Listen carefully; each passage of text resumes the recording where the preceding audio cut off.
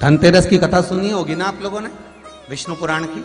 विष्णु पुराण में एक धनतेरस की कथा है, बड़ी सुंदर है महाराज। विष्णु पुराण का धनतेरस की कथा बड़े भाव से कभी योग लगे तो तिलसोत, तिलसोत जानते हो, एक बड़ा सा दिया जो इतना बड़ा होता है जिसको दिवाली पे लगा, तिलसोत।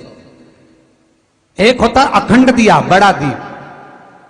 एक होता ठप्पे का दिया, नीचे रखा हुआ दिया, मिट्टी का दिया। एक होता है डब्ल्यू जैसा दिया, एस जैसा।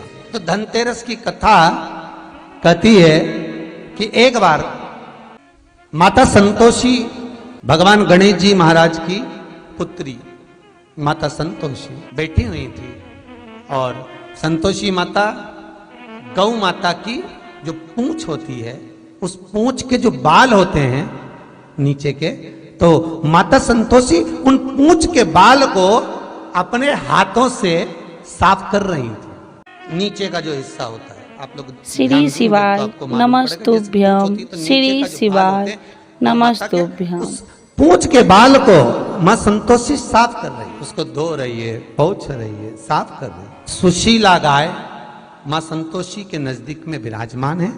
माँ उसकी पूंछ के बाल को साफ कर। माता संतोषी ने सुशीला को देखा, देखकर कहा, ओ सुशीला, देखिएगा दीप कब प्रकट हुआ, दिया कब से प्रकट हुआ, ये कोई आज का चरित्र नहीं है।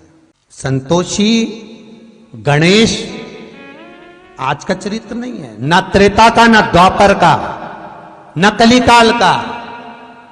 सतयुग में भी, केवल सतयुग के अंतर्गत जब भगवान गणेश जी महाराज को पद प्राप्त हुआ, और भगवान गणेश जी महाराज के मंगल विवाह के बाद में जब शुभ लाभ प्रकट हुए, उनके रक्षा सूत्र बांधने के लिए भगवान गणेश जी महाराज ने माता संतोषी को प्रकट किया। ये चरित्र उस समय का। माँ सुशीला के पूंछ के बालों को साफ कर रही है।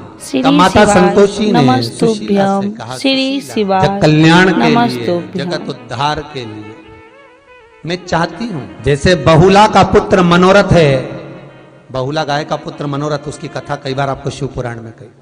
जैसे बहुला का पुत्र मनोरथ है, मैं मनोरथ का नाम विख्यात है, मैं चाहती हूं सुशीला तू मेरे पास रहती है, तेरा पुत्र ऐसा हो जिसका नाम विख्यात। बाल के झड़ने पर, हाथ से पोंछने पर मां संतोषी के हाथ में एक दीप, तिलसोत जैसा दीप का भाव प्रकट हुआ, जो मां सुशीला का पुत्र। वही दीप सम्मुख में जब लिया गया, मां सुशीला के स्तन से जो दूध जड़ा, श्री शिवाय नमस्तुभ्यं, श्री शिवाय का जो जल था वो प्रहित हो गया, उससे घृत उत्पन्न हो गया, और उसमें आप रूप ज्योति उत्पन्न हुई। आप रूप ज्योति उत्पन्न। धनतेरस के दिन महाराज मां संतोषी ने निवेदन किया है, दीप देव, जब तक तुम्हारी ज्योति प्रकट रहेगी, प्रकाश रहेगा, जिस देवता का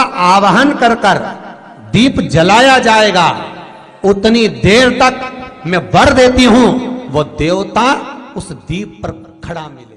शास्त्र कहता है, मंथन के समय पर जब शीतल तत्व की प्राप्ति हुई, उसमें बुआरी की भी उत्पत्ति हुई। ये जो झाड़ू का अपन लक्ष्मी पूजन के दिन पूजन करते हैं, बुआरी झाड़ू जो अपन लक्ष्मी पूजन के दिन रखते हैं, धनतेरस के दिन खरीदते हैं, रखते हैं, पूजन करते हैं, या अच्छे दिन देखकर उसको लाते हैं, तो केवल 2 दिन ऐसे होते हैं, इतनी 3 वैसे तो लिए 5 दिन बताए हैं, परंतु उसमें अपन 3 दिन मान्य करो जिस दिन झाड़ू नहीं खरीदी है। एक अमावस्या, दूसरी एकादशी और तीसरी पूर्णिमा। बाकी के समय पर बुआरी झाड़ू जो है अमृत तत्व की प्राप्ति के लिए, शीतलता के लिए रखी जाती है। घर में क्यों रखते हैं झाड़ू? शीतलता देने के लिए। इसलिए झाड़ू को दरवाजे के पास नहीं रखते, झाड़ू को खड़ी नहीं रखते। जब भी झाड़ू रखी जाती है, आड़ी रखी जाती है, और जिस दरवाजे से हम निकलकर बाहर जा रहे हैं उस दरवाजे के पास कभी झाड़ू नहीं रखी जाती, भीतर के तत्व में रखी जाती। बुआरी की उत्पत्ति, झाड़ू की उत्पत्ति, शीतलता की उत्पत्ति महाराज ये मंथन के समय से। इसलिए आज भी धनवंतरी के दिन, धनतेरस के दिन, जिस दिन अमृत निकला था, उस दिन झाड़ू की पूजन होती है। कई लोग करते आते हैं, और कई लोगों को अभी भी ये ज्ञात नहीं कि झाड़ू क्यों पूजी जाती है, झाड़ू तत्व का पूजन क्यों किया जाता है। क्यों धनतेरस के दिन लेते, क्यों पूजन करते, क्यों? सब बोलिए एक बार जमकर, श्री शिवाय नमस्तुभ्यम। प्रैक्टिकल जरूर करना, कहीं सियोर वाला महाराज झूठ तो नहीं बोल रहा। शास्त्रों की बातें हमारे जीवन में हमें सुख प्रदान करे, इसलिए इस भाव का आनंद करते हुए आज की कथा को विराम। श्री शिवाय नमस्तुभ्यम। श्री शिवाय नमस्तुभ्यम।